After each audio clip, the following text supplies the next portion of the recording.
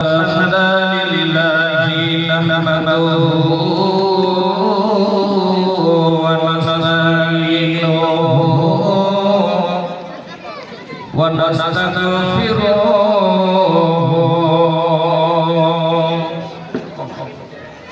ونؤمن به ونتوكل عليه ونعوذ بالله من شرور أنفسنا ومن سيئات أعمالنا من يهده الله فلا مضل له ومن يضلل فلا هادي له ونشهد أن لا إله إلا الله وأشهد أن محمدا عبده ورسوله الذي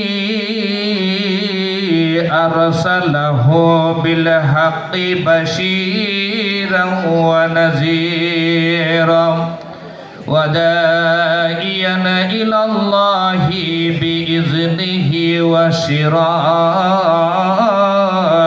منيرا أما بعد فإن خير الحديث كتاب الله وخير الهدي هدي محمد صلى الله عليه وسلم وشر الأمور محدثاتها وكل محدثة بدعة وكل بدعة ضلالة وكل ضلالة في النار أعوذ بالله من الشيطان الرجيم بسم الله الرحمن الرحيم يا أيها الذين آمنوا كتب عليكم الصيام كما كتب على الذين من قبلكم لعلكم تتقون وقال النبي صلى الله عليه وسلم عن أبي هريرة رضي الله تعالى عنه قال سمعت رسول الله صلى الله عليه وسلم من سام رمضان إيمانا واحتسابا غفر له ما تقدم من ذنبه ইসলামের সৌদানিয়ে এলোরে মাহে রমজান ভোরের আগে নিয়ত বান্ধ ভুল করো না মুসলমান ইসলামের সৌদানিয়ে এলোরে ধরাই রমজান ভোরের আগে নিয়ত বান্ধ ভুল কর না মুসলমান বেহেশতে রই 8 দরজা রাইয়ান নামের একটি দ্বার, সেই দ্বারেতে ঢোকে কেবল যারাই খোদার রোজাদার। রোজাদারের দুইটি খুশি, একটি খুশি ইফতারে,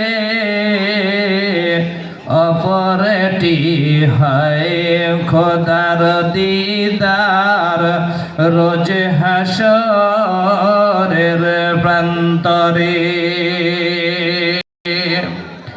এই মাসেতে একটি রাত্রি সবে কদর নামটি যার,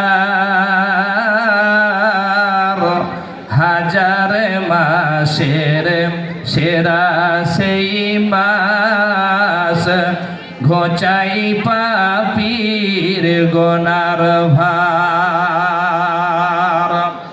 এই মাসেতে 30 রোজা মাফ হবে তোর গোনার বোঝা, মাসুম শিশুর মতন করে করবে তোমায় জীবন দান। ভোরের আগে নিয়ত বান্ধ, ভুল কর না মুসলমান। ইসলামের সওদা নিয়ে এলোর ধারায় রমজান।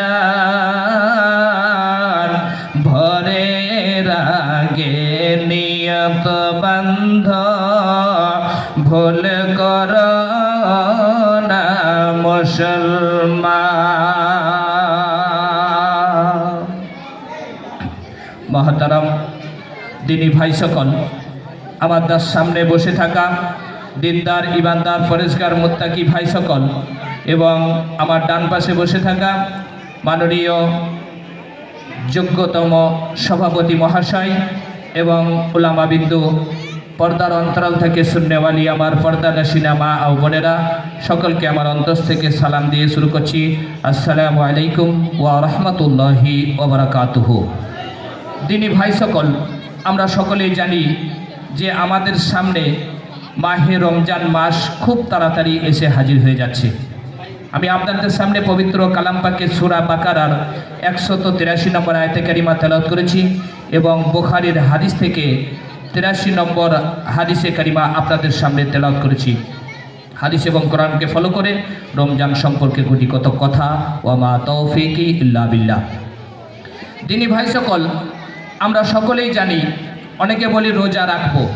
ইনশাল্লাহ আমাদের সামনে মাহে রমজান মাস আসছে, আমরা রোজা রাখবো।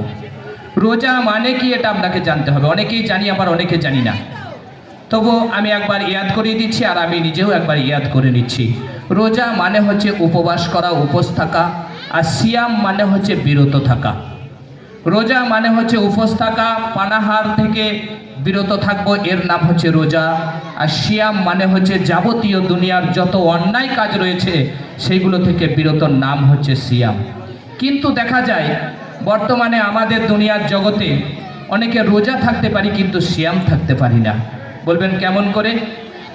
রোজা রাখার পরে যে সিয়াম আমরা পালন করছি, আগেই বলেছি সিয়াম মানে বিরত থাকা।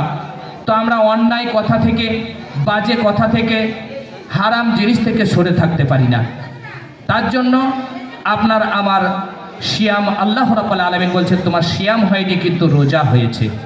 মহান আল্লাহ তাবারক ওয়া তাআলা বলছেন, যেই ব্যক্তি উপবাস করলো, পানাহার থেকে দূরে সরে থাকলো, আর আমার এই সিয়াম পালন করতে গিয়ে অন্যায়গুলোকে বর্জন করতে পারলো না, তার ইবাদত একমাত্র উপোস থাকা ছাড়া আর কিছুই নাই। ওর সিয়াম আমার কাছে ওই রকম কোনো প্রয়োজন নেই। তাই বলে কি থাকতে হবে না? জি, চেষ্টা করতে হবে। আল্লাহর নবী সাল্লাল্লাহু আলাইহি ওয়াসাল্লাম তিনি হাদিসের মধ্যে বলেন, মান সামা রামাজানাও ঈমানা ওয়া ইহতিসাবান গুফিরা লাহু মা তাকাদ্দামা মিন যামবি। যেই ব্যক্তি দুনিয়ার জগতে ঈমান আর ইহতিসাবকে সঙ্গে করে নিয়ে মাহে রমজানের সিয়াম পালন করবে, আমি আল্লাহ তাবারাক ওয়া তাআলা তার রোজাকে কবুল করব। আর যেই বান্দার সিয়ামের ভিতরে ইহতিসাব থাকবে না, ঈমান থাকবে না, আমি আল্লাহ তাবারাক ওয়া তাআলা তার সিয়াম কবুল করব না। উপবাস থাকার পরে বিরত থাকতে হবে। কি বিরত? পানাহার থেকে বিরত থাকবো। কিন্তু বর্তমান জামানায় দেখা যায় আমরা সিয়ামও পালন করি, অনেক জায়গায় এর কথা ওর কথা বলে গীবতেও লিপ্ত হয়ে যায়। আমি যে বিষয়টা নিয়ে বেশি আলোচনা করি সেটা হচ্ছে হারাম খাবার ভক্ষণ করা। ইবাদত ততক্ষণ পর্যন্ত কবুল হবে না। আল্লাহর নবী সাল্লাল্লাহু আলাইহি ওয়াসাল্লাম তিনার হাদিসের মধ্যে তিনি ঘোষণা করে জানিয়ে দিয়েছেন, যেই ব্যক্তি হালাল রুজি ভক্ষণ করলো না তার আলহামদু সূরা কাঁধ পার হবে না। আমরা এত সিয়াম পালন করি, নামাজে পাবন্দী হয়ে রয়েছি,